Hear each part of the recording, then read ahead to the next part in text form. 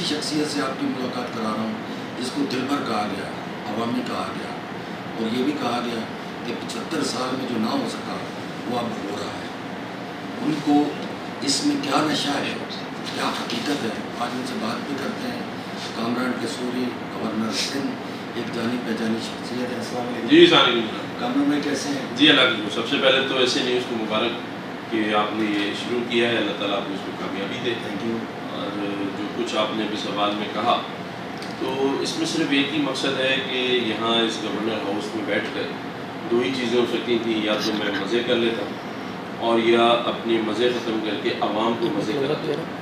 اور وہ یہی ہے کہ جس دن سے منصب سنبھالا ہے عوام کے درمیان ہوں، ان کے ساتھ سیلفیاں کھنچواتا ہوں، ان سے بات کرتا ہوں، ان کے مسائل سنتا ہوں. گورنر ہاؤس کے دروازے ان کے لیے کھول دیے ہیں، چاہے عید، چھوٹی میٹھی عید ہو، بڑی عید ہو، ان سب میں یہاں اس گورنر ہاؤس کے اندر صرف اگر کسی کا راج ہے تو وہ عوام ہے. اور عوام کے درمیان ہی رہ کر مجھے مزہ آ رہا ہے کہ میں ان لوگوں کو اس مشکل وقت میں جب مہنگائی کا طوفان ہے، اس مشکل وقت میں جب معاشی بحران ہے، لوگ بے روزگار ہو رہے ہیں، ایسے میں اپنے لوگوں کے درمیان رہ کر اور ان کو یہاں بلا کر ان کے لیے میں سمجھتا ہوں کہ جو کچھ تھوڑا بہت میں کر رہا ہوں مجھے اس میں سکون بھی ہے اور مزہ بھی آ رہا ہے. یہ نشہ نہیں ہے تو نشہ ہے. میں سمجھتا ہوں کہ دیکھیں ہم نے گھنٹی لگائی باہر، اب رات کو کل جو رات گزری اس میں 1000 لوگ تھے رات 3 بجے. میں آپ سے ویڈیوز بھی شیئر کرتا ہوں. ان کی باتیں سن کر مزہ تو نہیں، دکھ ہو رہا ہوتا ہے، تکلیف ہو رہی ہوتی ہے، آنکھوں میں آنسو آ رہے ہوتے ہیں، دل رو رہا ہوتا ہے کہ ہمارے لوگ کس پریشانی کا شکار ہیں. آپ یقین کریں 3 لاکھ سے زائد لوگوں نے افطار ڈنر کیا، کسی ایک نے بھی یہ نہیں کہا کہ مجھے آئی فون 14 دے دیں.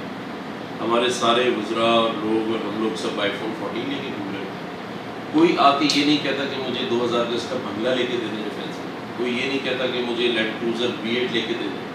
کوئی یہ نہیں کہتا کہ مجھے استنبول بھجوا دیں، یورپ مجھے ٹرپ لگوا دیں. دیکھیں نا لوگ کیا کہہ رہے ہیں وہ سننے، کہتے ہیں ہمارے یہاں پانی نہیں آ رہا، ہماری بجلی کٹ گئی ہے بجلی کے بل کی وجہ سے، ہم افورڈ نہیں کر سکتے، ہم کرایہ افورڈ نہیں کر سکتے، ہماری گلی میں کیچڑ ہے پیر باہر نہیں رکھ سکتے، ہماری گلی میں اسٹریٹ لائٹ نہیں ہے ہمیں وہ لگوا دیں، یا ہمارے بچے اسکول نہیں جا رہے فیس کی وجہ سے، یا ہمارے پاس نوکری نہیں ہے، بیٹے جوان ہیں گریجویشن کر لیا. اب آپ سنیں کہ یہ وہ لوگ ہیں جو ہماری عوام ہے اور جو اس بنیادی ان کا حق ہے جو ان کو ملنا چاہیے.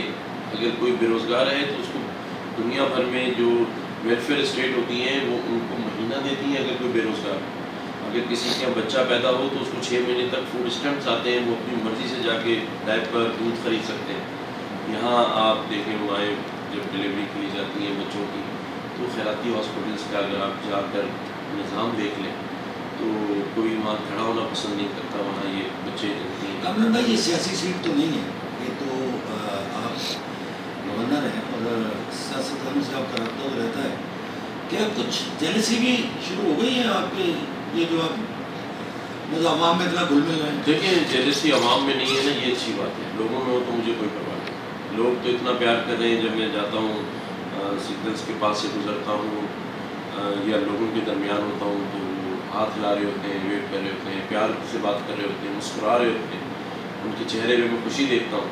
تو اس کے سامنے چند مٹھی بھر لوگ جو جیلس ہوتے بھی ہیں تو مجھے اس کی اللہ کا شکر ہے کوئی پرواہ نہیں. اچھا دوسری بات میں نے دیکھا ہے شہر میں ایک بہت بڑی پرابلم آئی ہوئی ہے، شاید آپ کے پاس شکایت بھی آئی کہ یا گٹکا ماواتی بڑا چل رہا ہے، لیکن اس سے بڑھ کے بہت کچھ ہو رہا ہے. آپ کو پتہ ہے شہر میں اس وقت نوجوان نسل جو ہے وہ منشیات سے کس طرح تباہ ہو رہی ہے.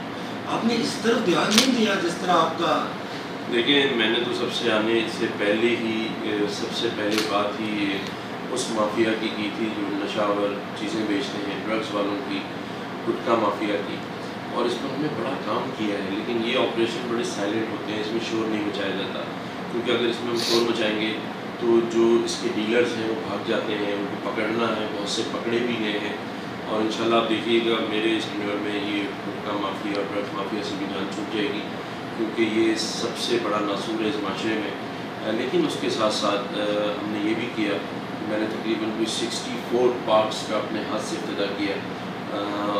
وہ پارکس جن کو انکروچ کر لیا گیا تھا اس میں انلیگل ہائیڈرنٹ لگا دیے گئے تھے پانی کے، جس میں نشاور بیٹھ رہے تھے، ان سب کو کلیئر کرایا اور اس کے اندر ہم نے بہترین پارکس بنائے. تو میں یہ سمجھتا ہوں کہ ہم نے وہ ہیلدی ایکٹیویٹیز بھی پرووائڈ کیے جس کی وجہ سے لوگ نشے کے عادی نہ بنے، اور وہ اپنی گھر والوں کے لیے اور اپنے لیے کچھ ایسا ضرور کریں جہاں اسے ہیلدی انوائرمنٹ ملے، کیونکہ ماحول کا بڑا اثر ہوتا ہے. جب علاقے میں ایک پارک ہی نہیں ہوگا جس میں وہ فٹ بال کھیل سکے، کرکٹ کھیل سکے، تو اس طرح بھی ہم نے بڑا کام کیا. آپ کی جو سیاسی جماعت ہے وہ کراچی حیدرآباد کو خاص طور پر کون کرتی ہے؟ کراچی حیدرآباد کی حالت دیکھی ہے؟ میں تو خود کہتا ہوں، میں نے تو اپنے سارے انٹرویوز میں کہا ہے کہ کراچی کو پچھلے 10-15 سالوں سے اگنور کیا گیا ہے. سابقین ایوارڈ 15 سال سے نہیں ہوا تھا جو ہم نے کیا، میں نے اپنے ہاتھ سے ابتدا کیا. کراچی گیمز 12 سال سے نہیں ہوئے تھے، میں نے آ کے یہاں کروائے. اس کے ساتھ ساتھ جو چیزیں میں نے کی ہیں یا ہم نے ہماری ٹیم نے کی ہیں، ان سب کو 12 سال کے بعد ہم نے یہاں کے ابتدا کیا. تو یہ تو بالکل سچ ہے آپ کی بات کہ 15 سال سے اگنور ہے کراچی، اس کے اندر کچھ نہیں ہوا.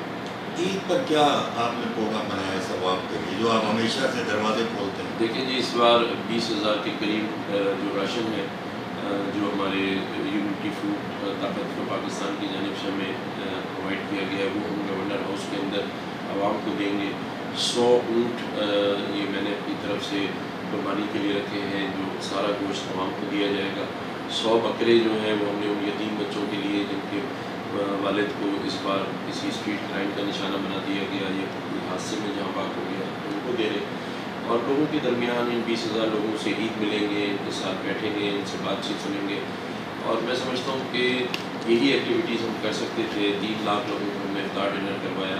اس کے بعد IT کا پروگرام ہم نے جو ہے وہ یہاں پر شروع کیا ہے انشاءاللہ تعالیٰ. اس میں 1 لاکھ سے زائد بچے جو ہیں وہ آرٹیفیشیل انٹیلیجنس، Web3، میٹاورس جیسے کورسز کر کے 15 سے 20 لاکھ روپے مہینہ اپنے گھر کے لیے کما سکیں گے. بیل لگائی ہے، رات کو 3 بجے خود جا کے کھڑا ہوتا ہوں، لوگوں سے ملتا ہوں. پورا دن 10 سے 12 آؤٹ ڈورز ہوتے ہیں، 8 سے 10 میٹنگس ہوتی ہیں. صبح 10 سے لے کے رات 5 بجے تک کام کرتے ہیں.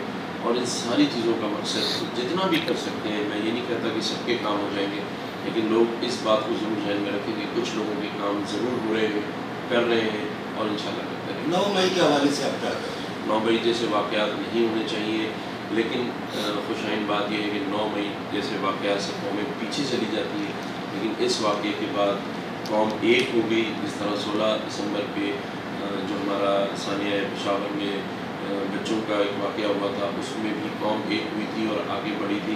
APS کا جو واقعہ تھا، اب میں سمجھتا ہوں کہ قوم پھر ایک ہوئی ہے اور ان کو احساس ہوا ہے کہ بیرونی سازش تھی جس کا ہم شکار ہوتے ہوتے بچ گئے. میں انشاءاللہ پاکستان کو آگے بہت آگے جاتا دیکھ رہا ہوں. اس کی بڑی وجہ اس شہر میں اور اس پاکستان میں 65% یوتھ کا ہونا ہے، اور جہاں یوتھ ہو، نوجوان نسل ہو، اپنے بڑوں کی عزت اور اپنے ملک کے لیے ضرور کچھ نہ کچھ کریں گے. کامران بھائی ایک چیز اور بتا دیں کہ الیکشن ہوتا ہوا دیکھ رہے ہیں؟ دیکھیں یہ تو سیاسی سوال ہے، یہ سیاسی جماعتوں سے کراچی پہ.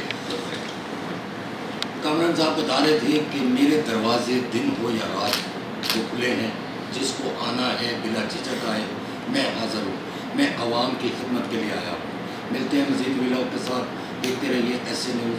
اللہ نے